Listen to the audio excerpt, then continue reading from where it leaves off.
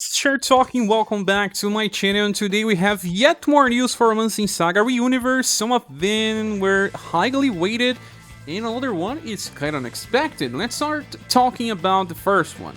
We got a new banner. That one is SaGa Soul Creamhild. I think that's the name. Sorry if I pronounced it wrongly. It brings Masked Father. This is a character that many people have been waiting for months and months because he's pretty unique and very nice. There's also Sorcho and Krienhild. She's an Amazon character and she shares styles with John from Romancing Saga 2, while Sorcho is from the Saga Game Boy games, just like Masked Father. Well, I will be talking about them more by looking on the Reddit post because we already have information about the global changes. They posted a video like 2 hours after they announced it. We even talked about this during a live stream, so I'll give more info into the banner. Now, there's another one. This one is a rerun banner. We don't see that many rerun banners recently, but this one is amazing. Why? Because it brings back Leon already. Yes, Leon, the best damage dealer for boss fights. Not just that, he's also a premium farmer for blunt damage. He's back, alongside some older units, and there's a bait here. Father First Style returns because he has a skill called Great Adventurer. Those that have human mail know how good the skill is, and you need a skill in the masked version to make the perfect tank. But is it the best tank in the game? I don't know. Sometimes yes, sometimes no. I will give a full review to explain why you need this skill later. There's also the rerun of UniverSe. This is the one that has the AoE Dexterity debuff attack that is actually pretty unique. No one can debuff Dexterity of multiple targets with such a cheap skill. That's why this building is kinda meta. I have to say that Dexterity debuff is the most unique one, and right now debuff strategies don't work as it worked before, but that's not something that happens all the time. Some bosses will be able to be debuff it depending on the stages, on tower events, so it's still pretty nice to have something like this. In my opinion, she's the second most interesting character if you are not going for Father. If you are going for Masked Father, of course, Father is the second most interesting one. Then Bune, and then Annie, and lastly Claudia. But I will also make a video explaining why you should pull here or not. If you don't have Leon, it's a must. You should pull here. Does not matter any other character. You can find alternatives, but Leon does what Leon does, and that is being a boss killer. Okay, besides this, we have a new event that seems to be global exclusive. We'll be getting something new, and guys, this may be the start of something great. They announced it on Twitter, some changes for October with a big version update. There's new stuff here, like this material that is rainbow. See, rainbow metal chunks. That seems to be nice. Also, Halloween Party Night boosters. Remember that sometimes the characters get double status gains? This will be 5 times status gains. We had this before with the Valder training event, now it's just called Halloween Party Night boosters. That would be nice to increase, but right now this event only increases 10 points of HP to the cap. Not a big increase, right? Besides, there is also a notice about a Final Island update. We'll get stages through 4 to 7, and they will add Testaments of Might rank 4. Yeah, we barely have rank 3, and now they are adding rank 4, before expected from the JP timeline. So use this with caution. I believe that the best user is still characters that buff themselves for their main attributes. Debuffers, evaders, those are the most interesting choices. And with that said, that's it. Just remember to catch up the live stream from Square Enix Twitch channel so that we can show them that we support the game. And now we are on a Hands 43 post in Reddit to check all the global changes in the banner. We have even the video link, like I said, posted 2 hours after the announcement. First character is Krienhild. She got 5% more STR when compared to JP. She's a farming unit, so everything that matters is STR and agility, and nothing else. She's mostly used for story stages than waves in events, but she got something pretty unique that will make her better here in global as well. Her first passive increases damage by 50% on the start of a round, but after that it's removed. The second one gives her 15% increase when on full HP, and then also starts with 13. This was changed in global, so she has even more damage passives. The last one is fired up 6, totalizing 95% increase in damage on round start. So a lot of damage when farming. Now, skill number 1, she has a roll pierce attack with only 0 BP. It's strange, I don't know why she would use this. And then the second one is a triple S attack with only 8 BP. We start seeing more and more of this type of attacks. It's just how it works. She can use this 2 times in a row as a single target farmer. Let's say you are on a raid or in an event where there's only one enemy on wave 1 and wave 2, or if you need 2 turns to kill a boss, she can do triple S damage. The first hit will be much stronger because she gets the benefit of the attack enhancement, but then after that, if she takes damage, damage will be much inferior. Where she shines is with her skill number 3, a charge skill that starts with a fast AoE attack that has S power with Piercing Lightning. Piercing Lightning is a pretty unique combination, but also found in the 4th version of Matrock. But here is stronger, and then she charges. In turn 3, or wave 3, she is going to use another attack that is just lightning this time, but also fast with double S damage. Damage is higher, but removes the pierce part.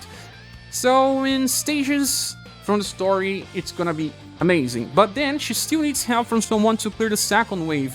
It's not like Arthur that can sometimes solo farm. There is value here, but the value is lower. If you are on an event with only 2 waves, she can at least finish the first wave most of the time, and then use someone with a strong attack on turn 2, and then they will be able to farm the event by themselves. I believe this is actually the best usage of this character. Then the second one is Socho, and Socho got a huge increase in his dexterity, going from 103 to 114. Socho is also a farming unit, but can also be used in very key strategies to kill bosses in fights that don't last too long. Yes, well, his endurance is 91 and will is 86, so he can take some damage, but he suffers from low agility. Although his best attack is fast, so this doesn't change too much, he just won't evade easily. Now, the passive one increases damage by 10% and starts the fight with 12 BP, because he needs 12 to use his most powerful attack. Then weak point focus 5 gives him 30%, fired up 6 plus 30%, reaching 70, and starting the fight with 12. Well, let's talk about the last skill, that's the one that makes him special. He starts with this attack that uses 12 VP and also 3 LP, but he sacrifices himself. It's just like Artemis Soul from Coppelia. Why does not it use 6 LP? Because you may want to use this in a boss fight, so you can kinda die, revive, and then still be able to use this because it does not use 6 LP.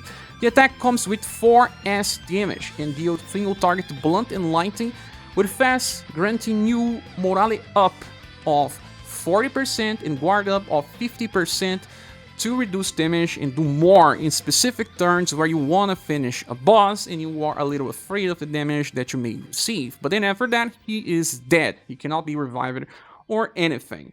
Pretty gimmick, but good when used well. Then the second skill is a C-power AoE attack with 6 BP that deals blunt and heat damage. It's kinda like submachine gun, but stronger and with heat element added.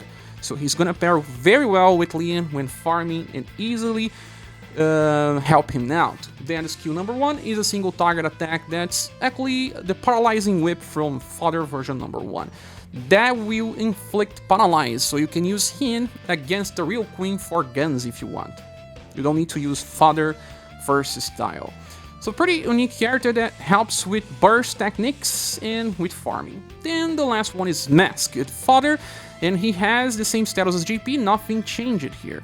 He just has very good endurance, better than his will, but that's not that bad.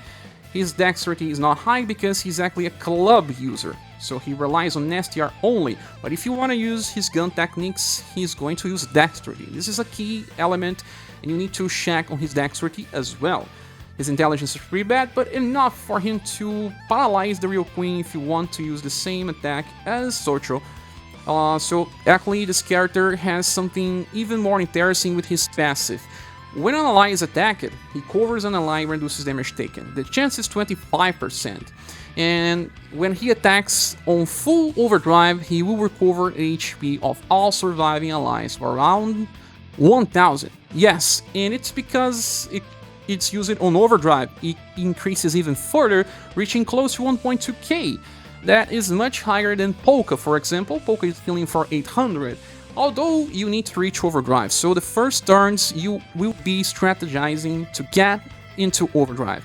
You can do that by two different things, taking hit, using skills, but it's much better if you are facing a boss that attacks multiple times and you use a skill from his past style called Great Adventure, that I mentioned it, where he attacks 3 times, grants himself a defense enhancement to reduce damage even further, and taunts the enemy. That means that if you use him in certain formations, he's going to take damage, and the more damage he takes, the more overdrive gauge he feels, allowing you to heal, but he is a late healer, whereas Polka, Mirrors, and other Sealblade Light users can heal on turn 1.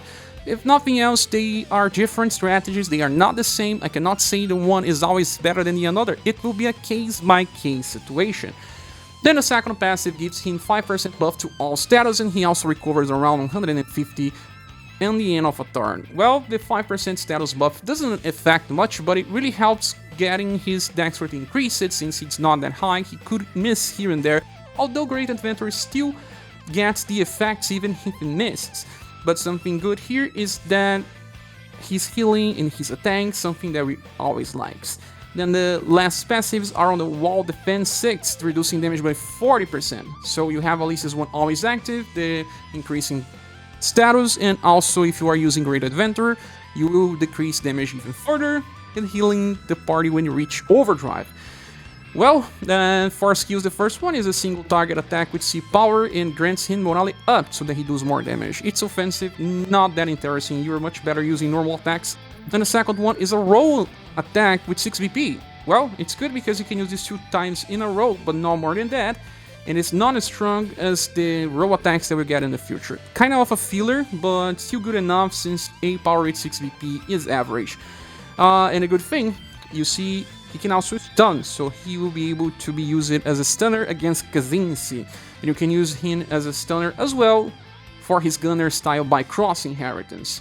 And then the last attack is an AoE blunt with a power that is really nothing special. That's why you inherit Great Adventure, because it's a much better specialized skill. Fodder is still used on JP, you see people talking about him, he is good, and one of the best tanks in the game. But is he really the best one? We have Polka, and Polka is someone that just got released in the game, and he's pretty offensive, works differently, but I guess they are pretty close on premium levels. Polka will be more used.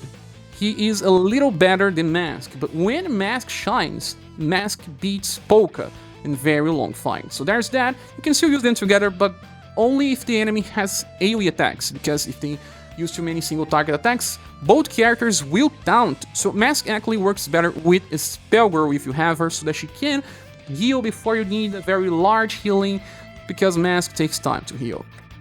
But there is it, guys. I believe this banner is very good. It will receive a silver award because I don't think that Krienhild is just as good. He is very good with the turn 1 damage, but then in many farming scenarios, she's not used. She's pretty restricted. Sorcho is nice. He's kind of a single target option compared to the latest version of Mikhail that is also used to increase damage and decrease the damage you receive. He's even more risky, but nothing mandatory. Who carries this banner is Mask, because of the way that he works. Sadly, the reality is that if you want a tank, and you want more than one, if you already have Polka for example, and you want to summon here, if you get Mask you can drop. And if you need to pity someone after Mask, that should be Sorcho, since in my opinion Krienhild is more restricted and won't last so long because we will see power creep. With that said, this is my opinion. What is yours? Are you planning to summon? Please see here on the comment section. Thank you so much. Tomorrow we will have a full review where I'll compare these units to other ones that we already have to explain and discuss if you should summon or not. Thanks so much for watching. Hope to see you soon in the next video.